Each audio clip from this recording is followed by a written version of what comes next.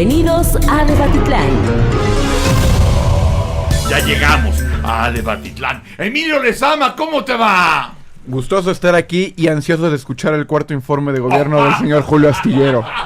Julio Hernández López, la gente te espera. Bueno, Emilio te espera. Ya la banderita y ¿Por qué todo se aquí. permite todo esto? Aquí este tipo de agresiones contra el libre ejercicio intelectual, contra la opinión documentada. Ve nomás la juventud de ahora. A lo echada mejor a perder. nada más porque eres el abanderado. Nada más, el abanderado de la escolta de la bandera.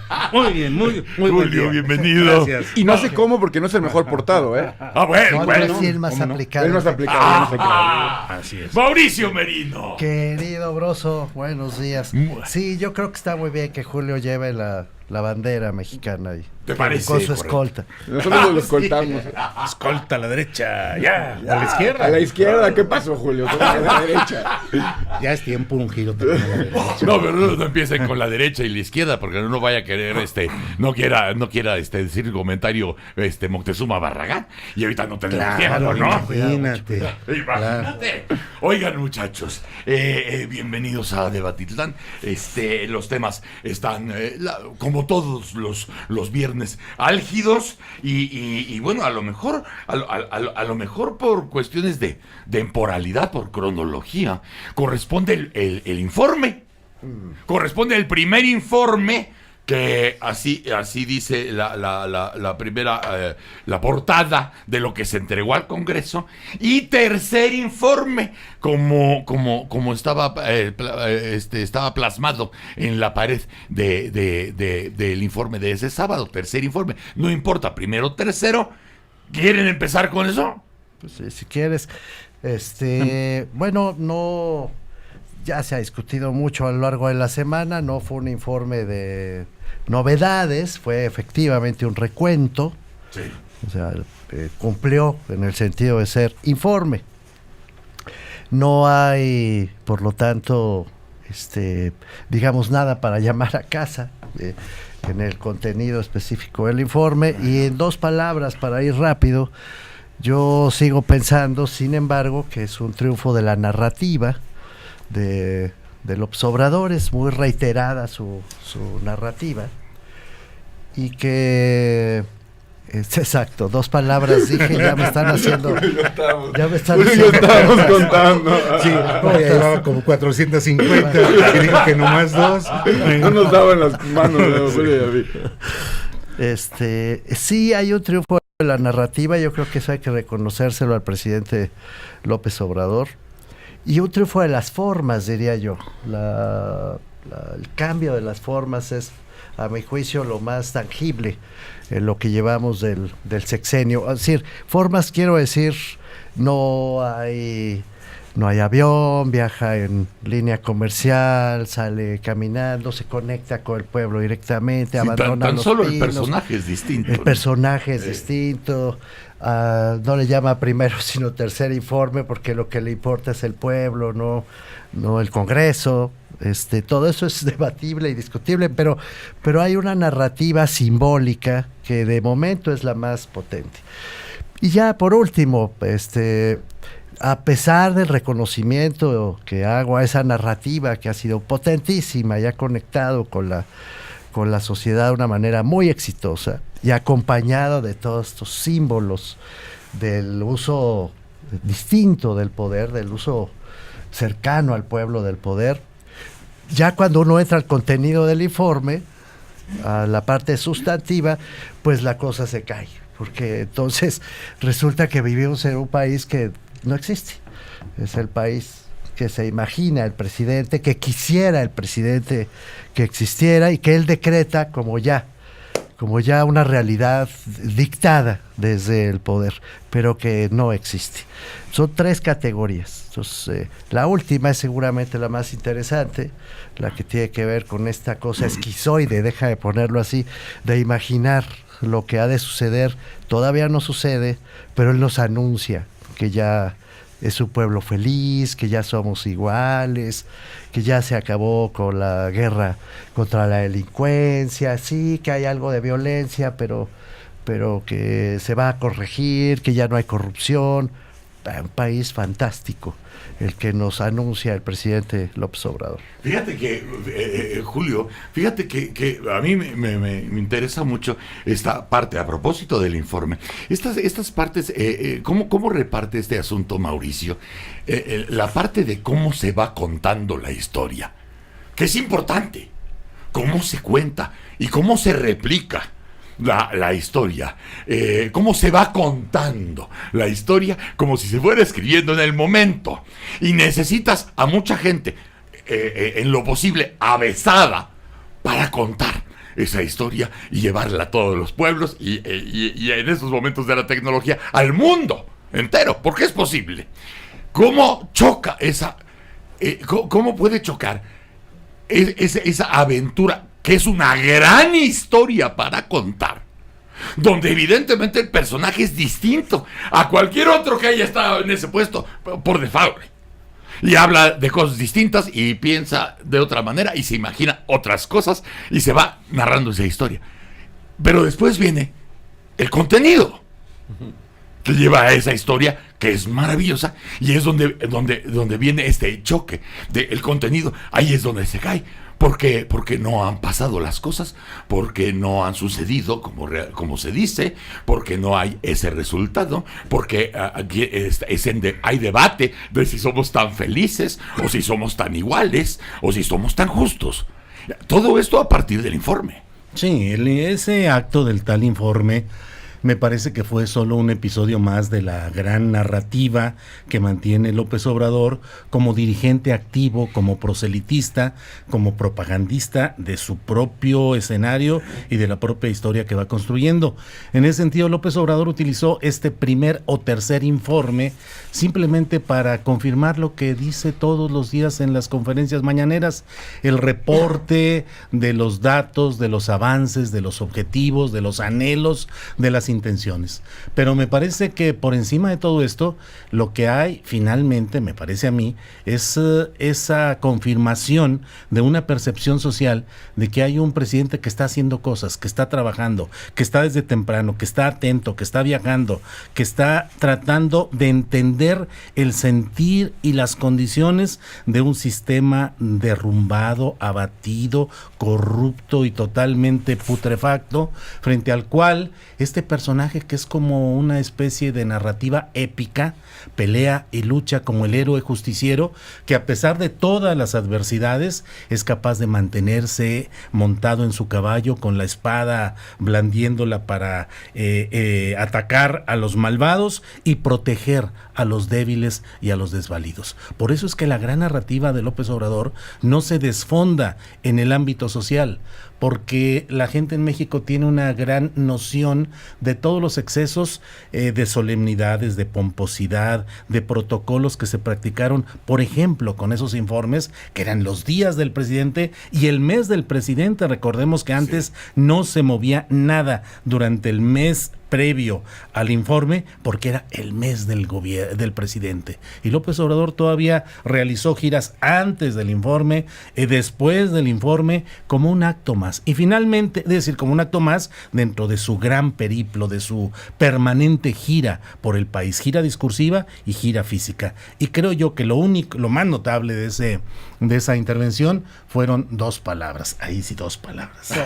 Moralmente derrotados. Eso fue lo que movió el avispero, lo que introdujo la discusión y lo que mantiene todavía ese hecho de saber si solamente han sido moralmente derrotados o también están políticamente derrotados, que a mí me parece que no es solo una derrota moral de la oposición, sino también una derrota política hasta este momento en la fotografía política de hoy. Emilio Lezama, hubiera valido la pena.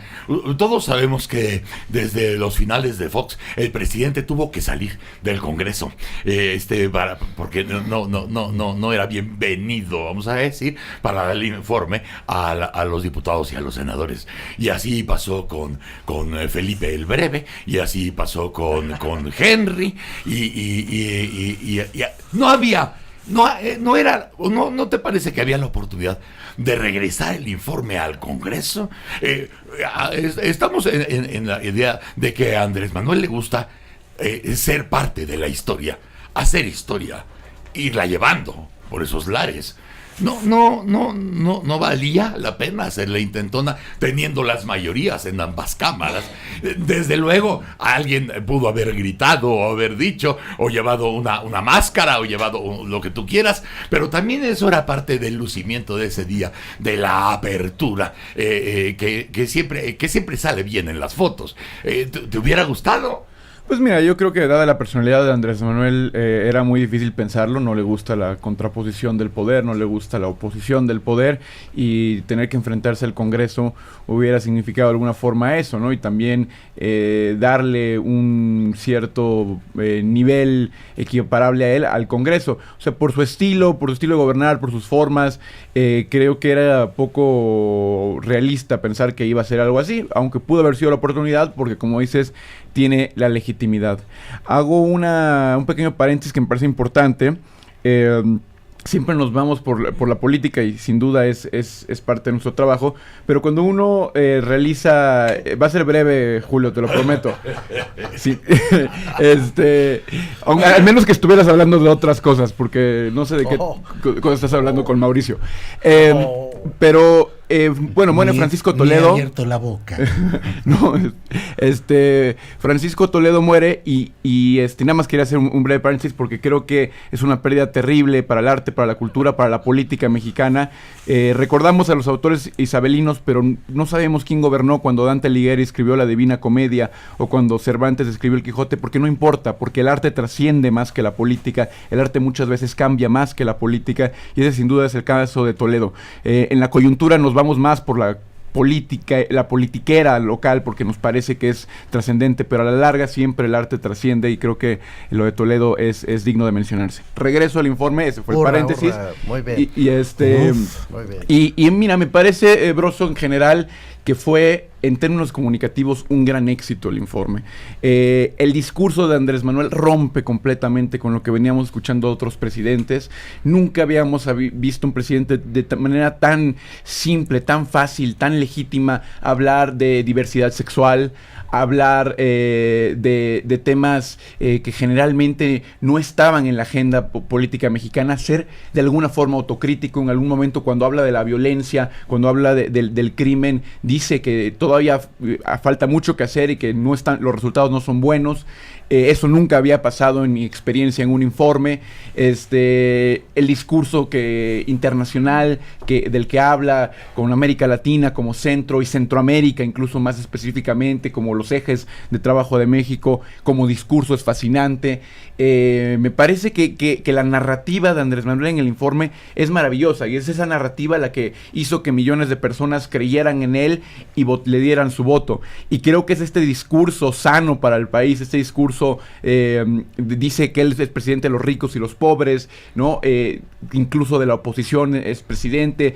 Dice que la oposición es parte de México y que él tolera y respeta su participación, y todo esto amaneció Chairo. Algo va a pasar, estaba yo pensando, algo va a pasar este día grave que está haciendo Emilio 4T. Emilio 4T, y además está diciendo que nunca habían pasado cosas. Discurso sano, cuando era el distinto, 1 de septiembre, era el día en que pasaban las cosas.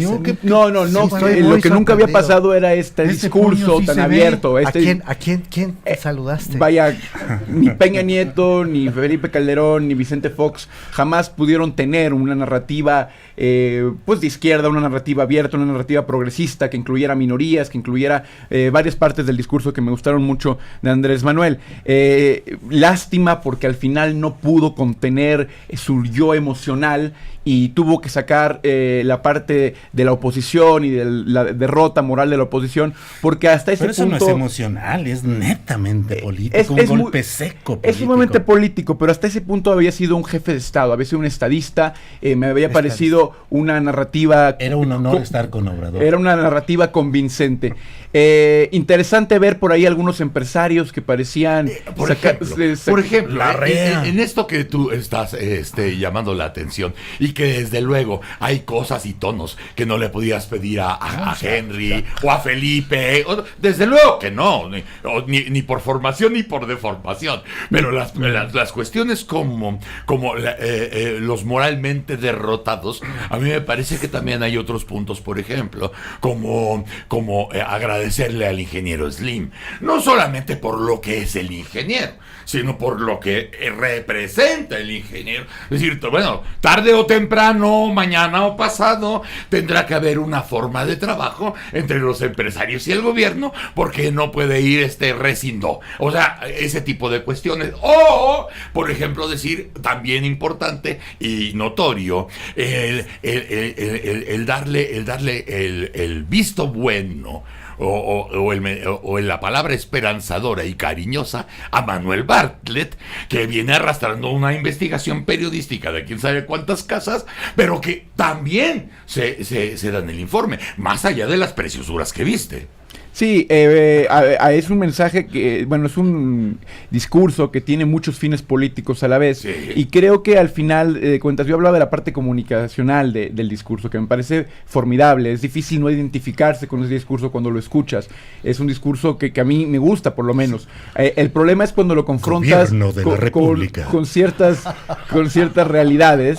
Estoy hablando a nivel discursivo. Cuando lo confrontas con ciertas realidades es donde empieza a flaquear, y es lo que decía Mauricio muy bien. Y por ejemplo, mencionas el tema de los empresarios, Broso, y esa es una realidad. O sea, hablaba de que hay una muy buena relación con los empresarios, que él confía en ellos y demás, que los empresarios están invirtiendo en México y demás. Como la hubo cuando fue jefe de gobierno. Pero cuando fue jefe de gobierno había una gran relación con los empresarios. Los empresarios metieron dinero, el centro histórico, y ya después en otro momento de la campaña que siguió ya les llamó rateros y todo, porque es parte del protocolo. Ahora, ¿no?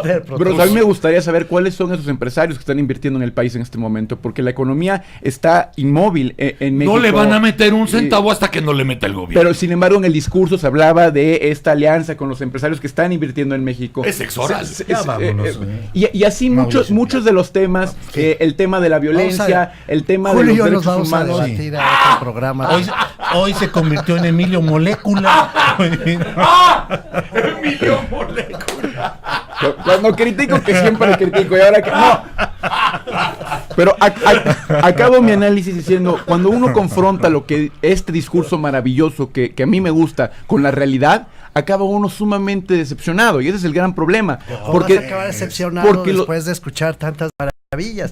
Porque en la realidad eso no está constituido. Pero es lo que decía Mauricio al principio, ¿no? Que decías, oye, mira, cuántas cosas pueden ser agradables de ver y de escuchar, y con qué chocan. Pues sí, ahora, solo con no quiero desalentar a mi amigo. No, por favor, es la juventud, es la esperanza. Yo sé, yo quiero que me dé la bandera a mí el próximo programa. No. Pero eso de que es innovador, el informe, porque crea mundos políticos y sociales y económicos que en realidad no acaban de existir, eso no tiene nada de innovador. Por el tipo de discurso, ¿no te parece? Bueno, nos habían hablado en la primera frase. La juventud y no, la primera frase del presidente incluye derechos de las minorías y de orientación sexual. No, mucho más que eso, tercermundismo. No, bueno, eso es Echeverría. No, eso me queda claro, pero López Portillo lloró para pedirles perdón a los desposeídos. Hay gente que fue al Zócalo a apoyar a López Portillo por las lágrimas. Sí, hubo gente, por supuesto. La expropiación en este momento, decía López Portillo, debe estar saliendo el decreto que firmé esta mañana. Sí. A ver, yo hablo de la inclusión de grupos minoritarios, pues yo también, de cuestiones de no género. Escuchabas, es que hay que echarle una revisada a los informes anteriores, de veras. Seguramente pensabas en Fox y en Calderón, ahí sí estamos de acuerdo. Pero la retórica revolucionaria del nacionalismo revolucionario era esa. Incluía los derechos de las minorías con orientaciones sexuales diferentes. Hablaba de comunidades LGBT. Fue la izquierda.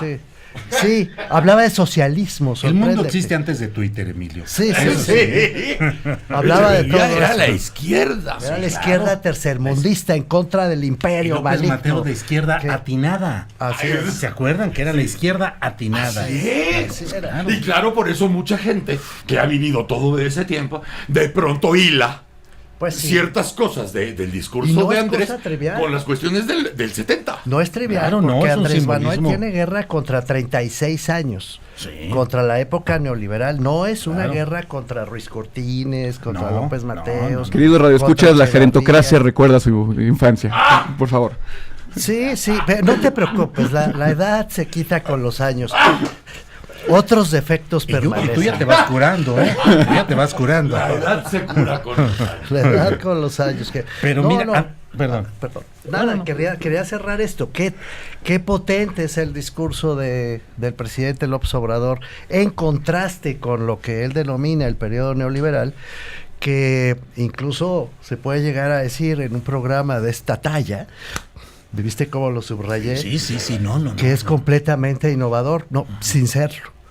Entonces, en realidad es un triunfo, sí, de su narrativa, pero es también una lógica de abrazo, digamos, a todo lo que se va convirtiendo a esa narrativa. Sí, tienes razón, Carlos Slim, gratitud a Larrea. Carlos Salazar, a Antonio bueno. del Valle, Sí. pero el personaje es Carlos Slim y el señor Bartlett recuperado con la sonrisa y el abrazo presidencial por el acuerdo al que llegan. Es el espacio en el que ese nacionalismo revolucionario recuperado convierte a los que han cometido pecados, deja de ponerlo en ese sentido, a la nueva fe, tan pronto convertido. como el presidente los toca y los abraza, ¿no? Ahora, fíjate cómo todo este asunto que ya quedó en el pasado, realmente este discurso, realmente quien está evocando el pasado es el propio Emilio, porque la enorme sucesión de hechos políticos ya dejó atrás toda la historia del informe ese y de la expresión, insisto, que es la más importante o trascendente de ese discurso, que es lo de la oposición moralmente derrotada, pero luego entramos a un proceso que implica que más allá del discurso, la realidad política se impone en el Congreso y específicamente en la Cámara de Diputados, Sí. donde se ha dado un forcejeo, un jaloneo que nos muestra los límites reales del discurso y la implacable realidad de lo que es hoy llegada del Grupo de Acción Nacional con personajes totalmente ultraderechistas a la presidencia del Mesa. Regresemos con ese Sí, tema señor. y regresemos contigo, que lo pusiste sobre la mesa, porque además es la misma semana, ¿no? Así es. La derrota moral contra lo que ha pasado en el Congreso, pasando por el buen epílogo de Porfirio, chinguen su madre. Qué manera de legislar. Nada más como... Ese es el epitafio del Exacto, Congreso. Así es. Y regresamos a Debatitlán. ¡Órale! Debatitlán en aire libre. Llegaron.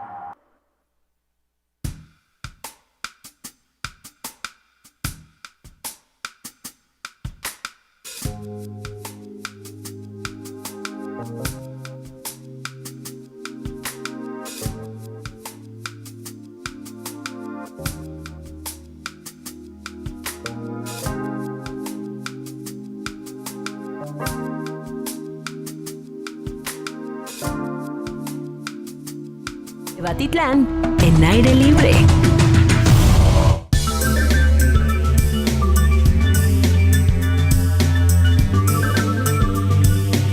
Regresamos a Tepatitlán y nos habíamos quedado cuando estábamos ya despidiéndonos de la cuestión del informe y la oposición, los moralmente derrotados, cuando surge este tema que trae a la mesa Julio Hernández López acerca de lo que acaba de pasar en el Congreso, además en el Congreso, porque ya había sucedido algo bastante similar en el Senado y cuantipeor en diputados, ¿no? Sí, si de verdad viviera Juan Gabriel, debería llegar para tocar en la tribuna de la Cámara de Diputados aquella de pero qué necesidad había de dar toda la vuelta política con muchos damnificados en el camino para terminar en lo mismo, reconocer que el Partido Acción Nacional ocupara la presidencia de la mesa directiva de la Cámara de Diputados. Todo esto se volvió un zipizape, un San Quintín, uso términos antiguos, Emilio, hay que buscarlos en el diccionario, zipizape o San Quintín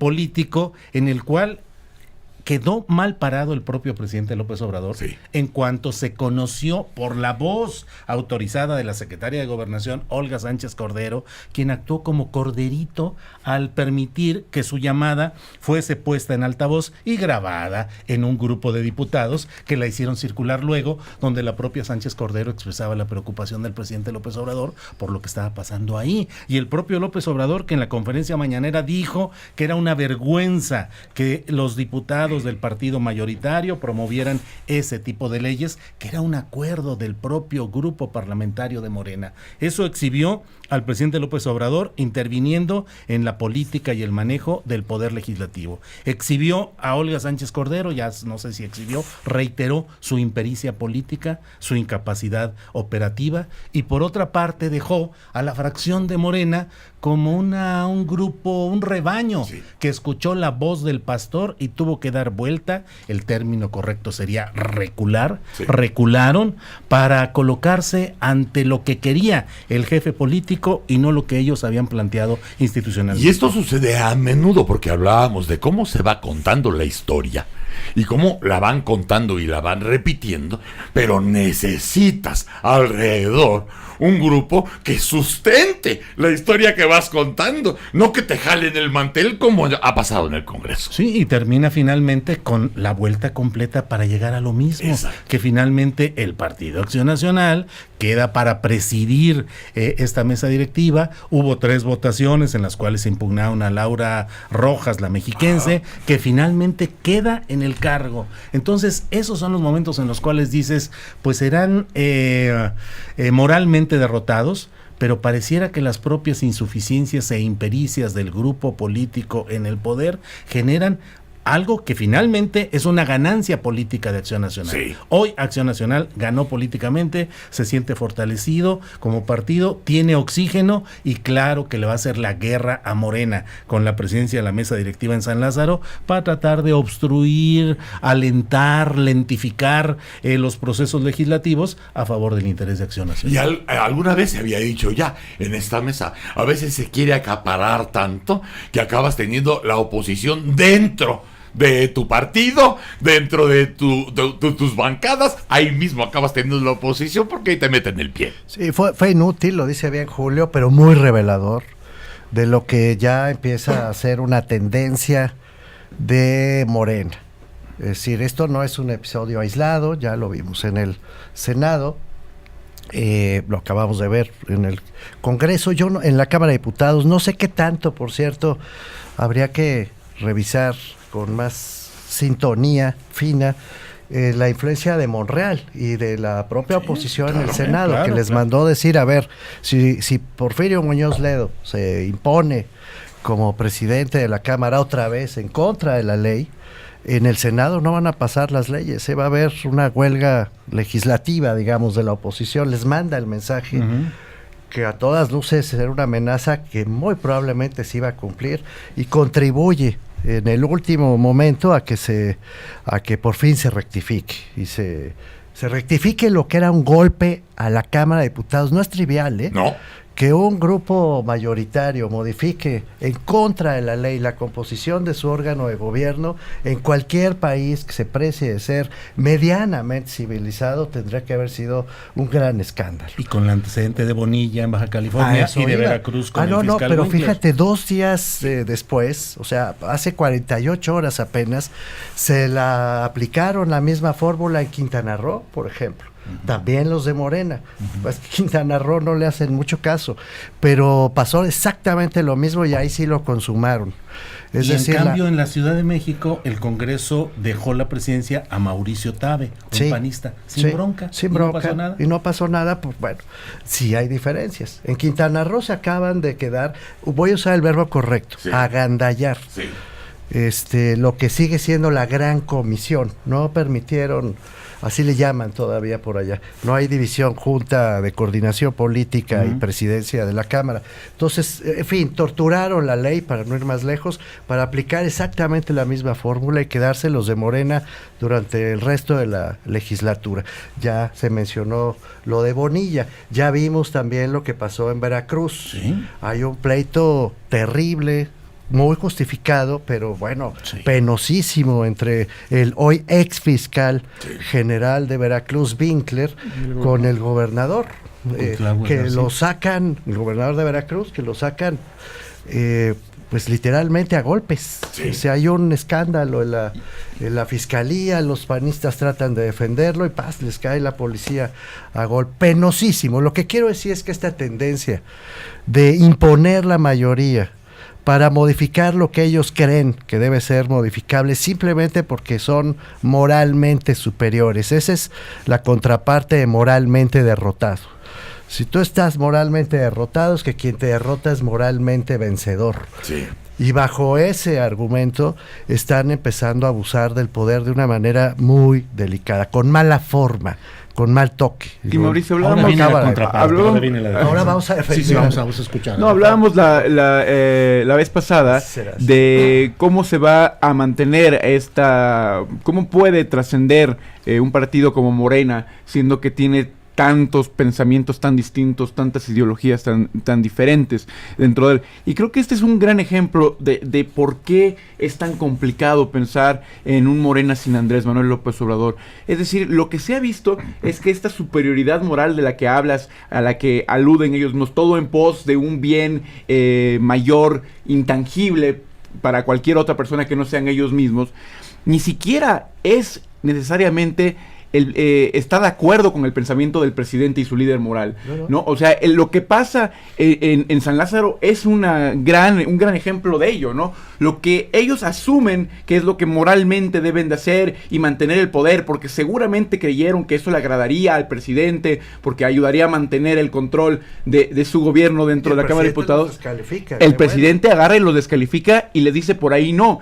Y entonces te hace, hay que hacer una reflexión en torno a esta idea del poder. Hablabas del priismo de los 70, de este poder infinito, sin control, sin límites, que muchísimos en Morena asumen como legítimamente suyo. Y eso es sumamente peligroso, porque una vez que no esté la figura de Andrés Manuel, o que la figura de Andrés Manuel no pueda controlar todo, ¿qué estatutos van a controlar el accionar de los partidarios? Es decir, cuando tú tenías, incluso con el PRI, el PRI clásico, el PRI se adhería a los conceptos del partido, había una disciplina partidista, y se sabía que había ciertos, digamos, lineamientos que tenías que seguir bajo la disciplina partidista. Como Morena tiene una disciplina que depende de su líder máximo, y depende de adivinar o interpretar qué es lo que pudiera querer, se presta para este tipo de formaciones. Y vimos lo de Baja California, vemos lo del Congreso,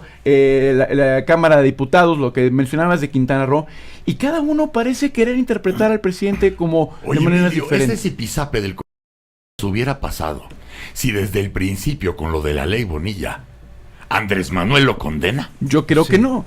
Yo ¿Hubiera pasado igual? Yo creo que no, yo creo que el problema también es que justamente hay una inconsistencia a la hora de gobernar, y por eso cuando hablaba del informe, hablaba de la gran inconsistencia entre ese gran discurso que me pareció, y lo repito, y la realidad. Cuando habla, pongo ejemplos, cuando habla de los empresarios y luego, y la gran alianza, y ves que la economía está estancada y el crecimiento es nulo, cuando habla de gran vocación de ayudar a América Latina y a Centroamérica, y ves que el presidente no fue a la cumbre de la Alianza del Pacífico y que no ha salido del país, que lo de Venezuela quedamos ridiculizados porque Uruguay ya se salió de este grupo que iba supuestamente a negociar, ¿no? Ese discurso funciona solamente en un nivel teórico y en la realidad no se ocupa. No, emocionalmente. Es completamente emocional. Funciona emocionalmente. Funciona únicamente emocionalmente. Las emociones políticas. Pero no hay una línea, importantes. no hay una línea clara para los propios integrantes del partido del presidente para saber cómo actuar y qué actuar. Y te das cuenta que justamente muchos interpretan sus necesidades de manera muy distinta. Porque yo estoy seguro que la mayoría de estas acciones están pensadas en esto le va a gustar al presidente. Emilio, pero así ha sido todo el tiempo, durante toda la etapa del PRI, durante la etapa del PAN, ha sido exactamente así. Morena como el PRI no son más que el partido del presidente para obedecer sus instrucciones políticas. Claro, pero había ciertos lineamientos partidistas No. que yo creo que sí. Yo No. creo que aquí se trata de interpretar al líder moral, no También interpretar la antes. base. El presidente de la República en turno era el que manejaba absolutamente al PRI. A lo mejor Morena no ha tenido el tiempo para ir desarrollando la disciplina que llegó a tener el PRI.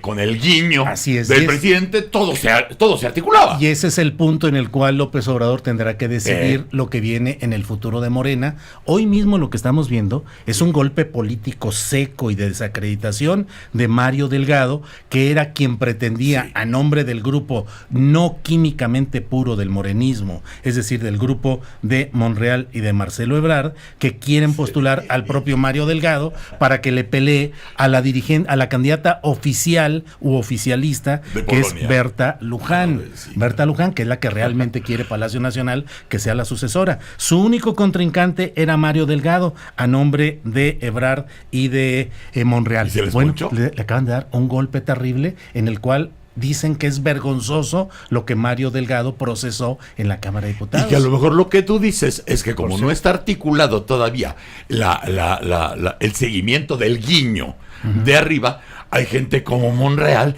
que se tiene que hacer cargo en la parte del Congreso de por dónde va la bolita, mientras no diga en la mañanera algo Andrés Manuel que cambie el giro del barco. Ahora, Así es. traerse la la decisión de quién va a dirigir Morena por el lado de encuesta, Claro, es el PRI redivivo, Sí. es la voluntad, es el dedo central, está en Pregúntale a Palacio. Marcelo qué opina Claro. de las encuestas. El zapping, el para controlar los canales lo tiene Palacio Nacional. el en su señor silla. presidente hace la encuesta y la lee. Claro. Porque además ya ha pasado antes. Son varios encuestas momentos. aromáticas, nomás te las van a oler. Te Así los nada dan más. a oler. Pasó Y con aun cuando Claudia las Sheinbaum conozcas, y pasó con Que es Marcelo. el origen del y pasó en conflicto. Puebla. Ahora, Que es el Y origen del pasó- conflicto de Monreal Así con es. Claudia. Así por- Con Claudia, y también en Puebla. Yo les recuerdo que y en Enrique Baja California. Cárdenas iba a ser el candidato de Morena. Sí. Y en que Baja acabó California siendo con el Martínez candidato Veloz. de Por la encuesta. oposición. Y En Baja por California, encuesta, sí. Martínez Veloz. No, pero traigo a colación la de Puebla porque esa sí se conoció, esa sí trascendió algo de Sí, su sí, sí, contenido. sí, sí. Pues Marcelo iba a ser presidente. No, ganaba Enrique Cárdenas esa Ah, en encuesta, 2012, tenía dices tú, mejores, claro. tenía mejores números. Números. Y aún así la lectura que se hizo desde la cúpula Porque de son Morena varias encuestas, fue ¿no? Barbosa queda Sí. mejor. bueno, ¿no? así Sí. Así fue. Y te pueden decir, lo que pasa es que hay Sí. 17 lecturas y se llegó por una fórmula kepleriana al resultado, pero así fue. Sí, sí, sí. Sí, entrega ahí. Ese es el momento en el cual López Obrador, al sugerir a los órganos de gobierno de Morena, sugerir, entre comillas, Claro. que se opte por las encuestas, Ya está. y todo el mundo inmediatamente se pliega, se acomoda y dice, sí, es un buen método el de las encuestas, porque el que se ponga en contra de la voluntad de López Obrador está fulminado Así es. políticamente. Localizado, Así es. certificado. Entonces logrará establecer un partido al estilo del PRI con una disciplina interna absoluta, con un control totalmente vertical de la presidencia de la República en turno. Yo creo que sí, y hacia ahí van las cosas. Yo coincido en parte, pero también había una parte del prismo y de ese prismo del que hablas que cuidaba muchísimo las formas y las apariencias y que pareciera este ejercicio democrático aunque fuera absolutamente falso. Y pongo un ejemplo incluso del peñanetismo. Cuando Emilio Gamboa estaba liderando el Senado, era y lo tenía muy claro, que había que repartir el poder entre los diferentes partidos para que simulara esa democracia. Y no, entonces, era cooptar, no repartir. no, pero la presidencia de la mesa directiva se sabía perfectamente Pues que sí, tenía tenías a Barbosa, que era un cambiar. servil. Por supuesto, pero son apariencias, pero lo tenían muy claro en el manual de cómo tenían que actuar, porque eso daba esta imagen de un gobierno democrático, donde la oposición tenía voz. Pero fueron mutando. O sea, empezaron desapareciendo gente y puteando. Sí. No, o sea, fueron mutando cuando las oposiciones empezaron a ser más claras. Llegaron hasta inventar partidos. El PPS, el PARO. Claro, pues para que se viera en el escenario cosas contrarias o distintas. La simulación democrática. Sí, hasta que tuvieron que llegar a ser plurales. Sí. Porque era el negocio que tocaba. Claro, y se adaptaban a las circunstancias Sí. que les permitieran de alguna forma mantener su legitimidad y mantener el poder. A lo que voy es que Son simplemente es esto que sucedió en el Congreso nos habla de que todavía no hay esos referentes. No. Vaya, si una de las cosas que parecería obvia de un gobierno distinto, de un gobierno de izquierda, es el apego a las instituciones democráticas. Perdón. Y lo vimos en Baja California, donde creo que me estoy ahogando. Oye, pareces viejito, No, pareces... A ver, voy a nosotros. aprovechar, Dices que eres aprovechar el joven. accidente para decir, fíjate que la... Aprovecho, Para decir dos palabras. Mientras muere... No, en Baja Adelante. y lo vimos en Baja California, cuando Ya se Andrés Manuel recuperó, ni modo. López Obrador no condena lo que está sucediendo en Baja California, cuando no deja claro hasta ya mucho después del todo este teatro que mencionaba Julio que tiene que pasar en San Lázaro para resolver y llegar Nada más te al iba a mismo interrumpir punto. porque la retórica, perdón, Emilio, la retórica de Morena, a diferencia de la del PRI, no es pluralista. La retórica de Morena es de combate Sí. directo a un pasado neoliberal, conservador, oscuro, que además ha sido identificado con absoluta nitidez como aquello que debe ser destruido con una mano para poder levantar al país con la otra. O sea, es una declaración de guerra inequívoca, a diferencia del PRI del que estamos hablando, que no es el primer PRI. Por eso en algún momento yo sigo en esa misma idea, lo identifico no con el PRI, sino con el PNR. La retórica original de esos partidos de la revolución era una retórica revolucionaria, en efecto, es decir, violenta en el sentido de que había que acabar con toda la reacción, se decía entonces, con todos los reaccionarios, los que se oponían al cambio revolucionario. Ese es el discurso de Andrés Manuel López Obrador y ese es el discurso que identifica a la enorme diferencia que hay entre los militantes de Morena, que hay de Chile, de Dulce y de Que Manteca. ahora sería el partido de la transformación institucional. Bueno, exacto, de la 4T, pero tú tienes ahí comunistas, Sí. tienes trotskistas, tienes Itamitas. tienes Itamitas, itamitas, claro. tienes Que era un la- montón de priistas. Que era la intención del PNR con Plutarco Elías Calles, el conjuntar a todos los jefes regionales, a los líderes y a los caudillos. Cuando ya se estaban para que- matando. ya estaban matando, para que no siguieran con toda esa dinámica y conjuntarlos y darles un sentido político. El PRI o el PNR o todos estos partidos finalmente trataron de instaurar una especie de pluralidad manejable, manipulable, engañosa, simuladora, pero una pluralidad Pero retóricamente, digamos, era su justificación. sí sustentada. Y actualmente estamos en una etapa de beligerancia moralmente explicada o justificada. Es decir, López Obrador asume que su posición tiene que ser la de alguien políticamente beligerante, no incluyente, Así ni es. conciliador, ni integrador. Él está ahí por una decisión de una sociedad, de una parte de la sociedad, que le dio un mandato que él tiene que cumplir a mandarriazos si es necesario, Sí. porque ese es el encargo que él tiene, Así esa es. es su base social, con ella se sostiene y por ella es por la que está peleando. Ahora también cotidianamente. Andrés, con toda esa historia, también tiene que empezar a aprender a mover el aparato. O sea, él está dando la orden. O sea, él es el cerebro del cuerpo. Yo pensaba que estabas albureando. No, eso le corresponde hoy a Emilio. Eso es Emilio hoy. Pero él es el cerebro. Y tiene que darle ritmo a este cuerpo nuevo que es Morena, recién partido. y no se nota. Todavía no se nota. La gente no sabe qué hacer. La gente que está cerca de él no tiene experiencia, no tiene colmillo, no tiene mundo para esas cosas y están esperando a que él dé la instrucción. Él también, sus referencias, y lo platicábamos en el corte, sus referencias son el PRI de los 50s y de los 60s. Sí. Esa es su referencia. Pero ha sido Morena un instrumento eficaz de acción electoral del actual presidente. Pero todos los resbalones son en Morena. Sí, pero yo no sé si él necesita realmente un partido, ¿eh?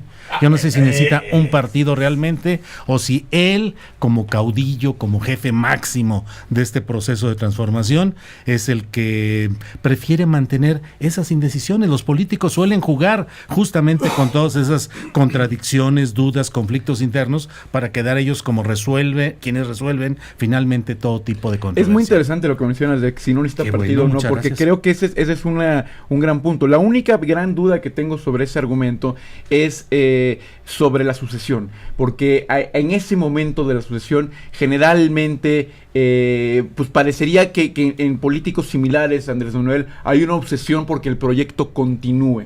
Yo no sé si Andrés Manuel vaya a tener esa misma obsesión. Si, como dices tú, no le interesa el partido porque solo le basta a él mismo, quizás no le interese demasiado también en lo que especulábamos la vez pasada de la sucesión.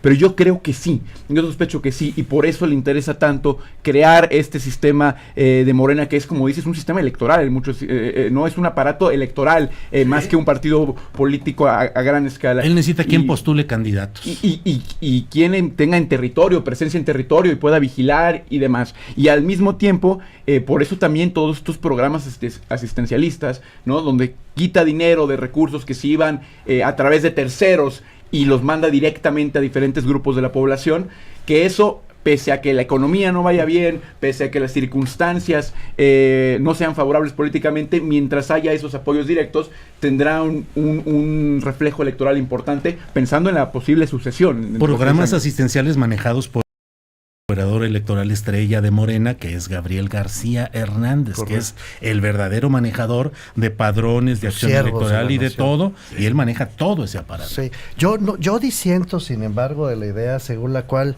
Morena está siendo poco interesante o poco útil al gobierno. La verdad, no lo leo así. A mí sí me parece que el presidente necesita a su partido y sí me parece que está bajando una señal de disciplina inequívoca. La verdad, sí. Otra cosa es que en Morena la acaten. A todas luces lo de Porfirio es un desacato. La verdad. No sé qué pasó ahí con Dolores Padierna, con Porfirio Muñoz Ledo, a qué arreglos llegaron que entraron en esta locura. Es una locura. Mi lectura es que sí querían lograr eso. Sí, el presidente López Obrador se dio cuenta de que ahí estaba facultando a su oposición para el discurso de dictador, de mayoriteo y demás, y metió freno por el interés del presidente. ¿Tú crees? Ok, puede ser. Yo veo más autónomo a Porfirio Muñoz Ledo en este tipo de decisiones, la verdad. Creo, pero en fin, no lo sé de cierto, solo es una conjetura, que tomó esa decisión por su propia vía o se le hicieron tomar. Porque fue en las mismas horas en las que Olga estaba hablando. Sí. O sea, en las mismas horas, o sea, políticamente estaba. ¿Y no crees que es porque creyó que es algo no que creo que lo haya hecho obedeciendo una instrucción del presidente, es lo que estoy diciendo. Sí, por eso, pero a lo mejor asumiendo que gustaría a presidencia que lo hiciera así. No, yo creo que fue una decisión, así es, fue salvándose una decisión a tiempo. Que además lo está haciendo desde hace rato. Adelantándose. Se dio cuenta que el vocerío que se organizó en contra del despropósito, que a todas luces era un despropósito, afortunadamente rectificó, porque no era justo, dicho sea de paso, esa es mi opinión, que una carrera de esa magnitud terminara con un golpe de Estado, perdón, pero así se llama, a uno de los poderes de la Unión. Sí. Me parecía y estando al final de tu vida. Al final de tu vida participar de esa caricatura era terrible. Qué bueno que se rectificó y qué bueno que ya las cosas han vuelto a la normalidad en la Cámara de Diputados. Pero vuelvo al hilo conductor, no veo ahí sino una rebelión, un error, un abuso, si tú quieres, de los operadores, pero no veo una instrucción del presidente, ni tampoco veo que el presidente no haya sido clarísimo en cuanto a qué tipo de apoyo necesita para echar adelante a la 4T por parte del aparato que lo respalda. Ahora yo dejo este apunte, es la primera ocasión en la cual de manera expresa y clara varios personajes importantes de Morena expresan desacuerdo con López Obrador. Gerardo Fernández Noroña, Sí. el propio Mario Delgado, expresamente dijeron, para nosotros no es una vergüenza, es decir, es la primera ocasión en la que hay ese tipo de expresiones que hablan de las turbulencias internas hoy de Morena. Sí, porque habían habido Estoy de acuerdo. rectificaciones del presidente hacia funcionarios, pero nunca una respuesta. Pero ves la de diferencia, ellos, ¿no? una cosa es que haya rebelión y otra distinta, que es lo que estoy tratando de sostener, que el presidente no haya bajado claramente cuál es la línea de acción que él prefiere. Y eso también te explica mucho el desorden, porque sí te explica cómo puedes tener mártires, Sí. porque además está rodeado de mártires, Sí. que aviéntese para allá, Sí, claro. Eso. mátate ahí, ahórcate allá, y ahí van. Y ahí van. Pero necesitas héroes en la historia. Y cuando no te volteas a ver cuáles son los héroes Hay entre un comillas. héroe. ¿Eh? Es que hay un héroe, Broso. Nada perdón más, que y no puede haber interrumpí. dos. Exacto. No puede haber otro No héroe puede haber que dos. no sea Pero ahí el es donde, prócer, Mauricio, el ahí es donde el tema de presidente las... Ahí República. brinca Porfirio. Esa es la narrativa. Ahí brinca Monreal. Bueno, y no ahí le brinca salió. Ebrard.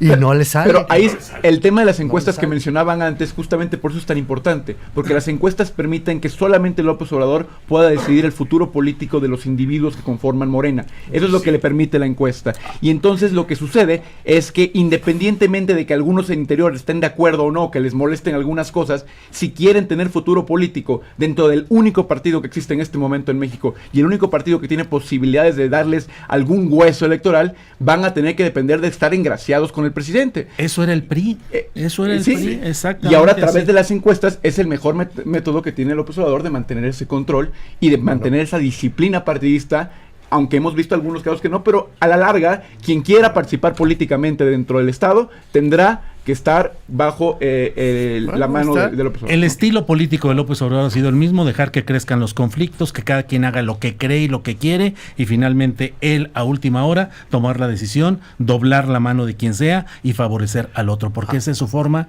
de control político. Ahora, si cabe un comentario más Ya todavía, diría, Dos palabras. esto es la parte política, partidaria, de emociones incluso, discursos, narrativa.